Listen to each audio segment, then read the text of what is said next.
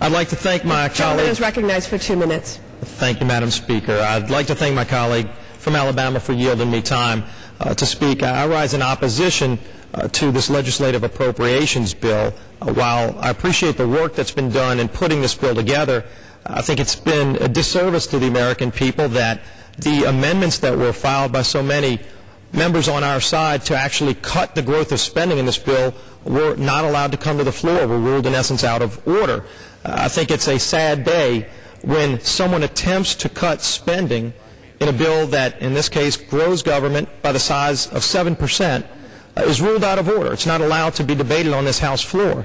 I think what's happening right now, and we saw this yesterday, there was a $64 billion piece of legislation that was brought before Congress yesterday, which represented a 12% growth. The CSJ budget was brought before Congress yesterday, 12% growth in government, at a time when Americans all across the country are cutting their spending because we're living in tough economic times. I think there's some people in this leadership in Congress that just don't get the fact that people want us to cut spending here in Washington, not spend at record levels. And I think it was very sad when just on this House floor yesterday we had a record. 8 hours was spent on a bill where $64 billion of taxpayer money was being spent, and we were trying to bring up amendments to cut that rapid growth in spending. And people just last night and today in the leadership on this floor actually used the comments that delaying tactics, they called our amendments to cut spending delaying tactics.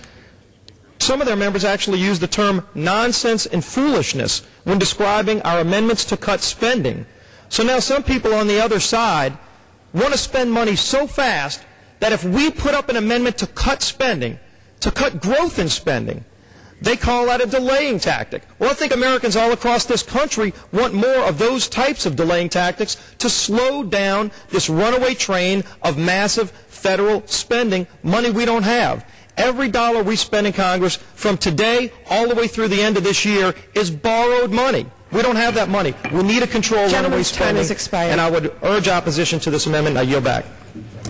Gentleman from Alabama reserves. The gentlewoman from Florida is recognized. Thank you, Madam Speaker.